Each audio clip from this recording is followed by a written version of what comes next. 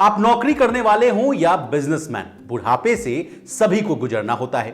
बुढ़ापे में शरीर बहुत मेहनत करने की स्थिति में नहीं होता है, काम भी नहीं होता है। ऐसे में उस समय पैसा ही आपकी सबसे बड़ी ताकत बनता है, क्योंकि आपको अपनी जरूरतों को पूरा करने के लिए दूसरों पर निर्भर रहने की जरूरत नहीं होती है। इसलिए समय रहते रिटायरमेंट की प्लानिंग करना बहुत जरूरी है। अगर आप भी चाहते हैं कि रिटायरमेंट के बाद आपको नियमित आमदनी होती रहे, तो नेशनल पेंशन स्कीम यानी एनपीएस आपके लिए अच्छा ऑप्शन साबित हो सकता है। अब हम ऐसा क्यों कह रहे हैं, ये जान लीजिए। जैसा कि हमने आपसे कहा कि बुढ़ापे में पैसों की सख्त जरूरत पड़ती है, तो रिटायरमेंट के बाद आपको पैसा भी ज्यादा चाहिए होगा। अगर हम आपसे कहें कि 30 साल की उम्र से अगर आपने 5,000 रुपए हर महीने एनपीएस में इन्वेस्ट किया, तो 60 साल होते ही आपको एक मुश्त 45 लाख रुपए मिलेंगे। इसके अलावा आपको हर महीने 45,000 रुपए पेंशन में मिलेगा। अब आप कहेंगे कि ये कौन सी स्कीम है, तो चलिए एनपीएस को लेकर आपके मन में जो सवाल है उसके जवाब देने की कोशिश करते हैं। नमस्कार, आप देख रहे हैं लोकमत हिंदी और मैं हूं आपके साथ विशाल शर्मा।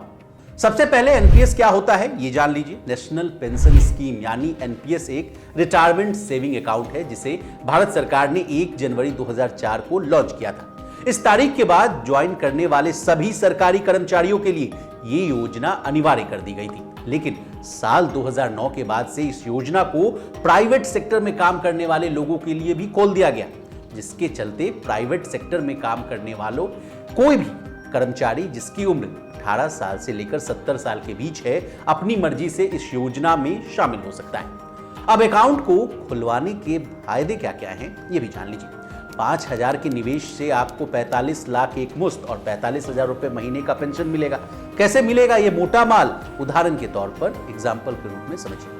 अगर आपकी उम्र 30 साल है और आप एनपीएस अकाउंट में हर महीने 5,000 रुपए निवेश करते हैं और निवेश 30 साल तक जारी रखते हैं, यानी 60 साल की उम्र तक, और उस निवेश पर आपको 10% के हिसाब से रिटर्न मिलता है, तो फिर 60 साल की उम्र में आपके एनपीएस अकाउंट में कुल 1.12 करोड़ रुपए जमा हो जाएंगे। नियम के अनुसार 60 साल होते ही आपको एक मुश्त 45 लाख रुपए कैश मिल जाएगा। इसके अलावा हर महीने 45,000 रुपए पेंशन मिलेगी।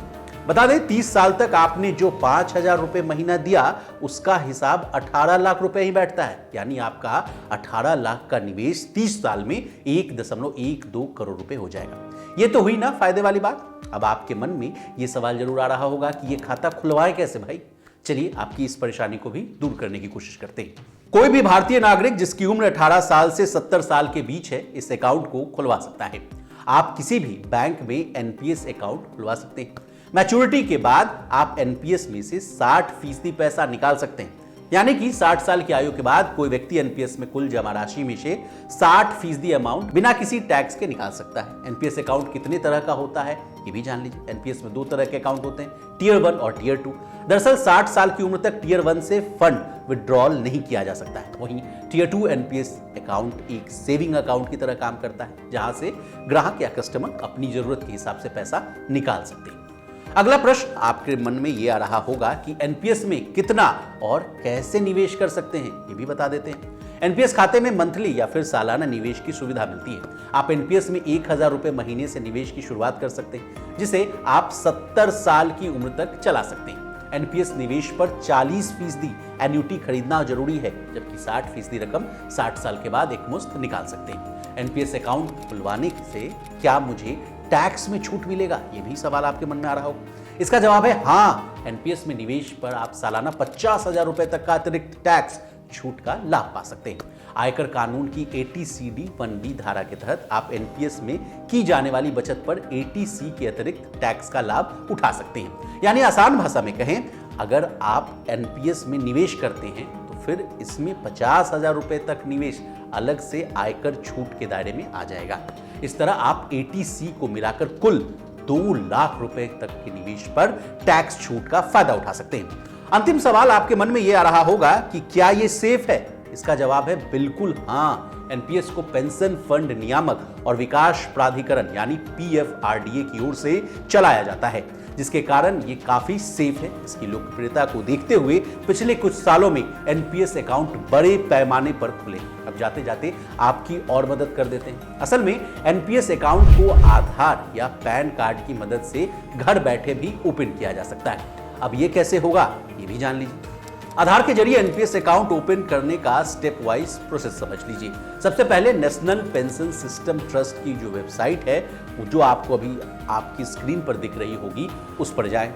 रजिस्ट्रेशन पर क्लिक करें और रजिस्टर विद आधार का ऑप्शन चुनें। आधार नंबर डालने के बाद ओटीपी जनरेट करें, इसे सबमिट कर वेरीफाई कर लें। अब आपके डेमोग्राफिक डेटा खुद ही फिल हो जाएंगे, अन्य जानकारियां आपको भरने की कोई जरूरत नहीं होगी। अब स्कैन किया हुआ सिग्नेचर अपलोड कर दें, आप चाहें तो फोटो भी बदल सकते हैं। अब पेमेंट करते ही आपका एनपीएस अकाउंट ओपन हो जाएगा। इसी तरह बिजनेस जगत से जुड़ी तमाम ताजा तरीन खबरों के लिए बने रहिए हमारे साथ और देखते रहिए लोकमत हिंदी।